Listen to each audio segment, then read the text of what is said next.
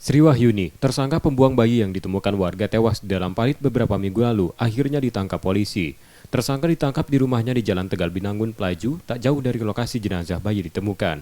Tersangka ditangkap setelah polisi melakukan penyisiran di kawasan tersebut. Pada polisi, tersangka mengaku membuang bayi sesaat setelah lahir, karena kecewa teman prianya tak mau bertanggung jawab.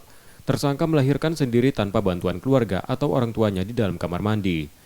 Awalnya memang ada informasi dari warga yang mencurigai tentang adanya bom bayi dan si ibunya. Kemudian kami olah TKP kembali dan kami mendapati di sekitar TKP kami menemukan ari-ari yang sudah membusuk. Ya, jadi ari-ari yang sudah membusuk. Jadi kami menaruh curiga terhadap tersangka.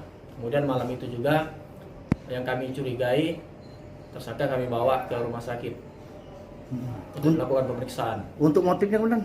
Jadi untuk motif karena diduga pacarnya tidak bertanggung jawab terhadap kehamilan tersangka ini.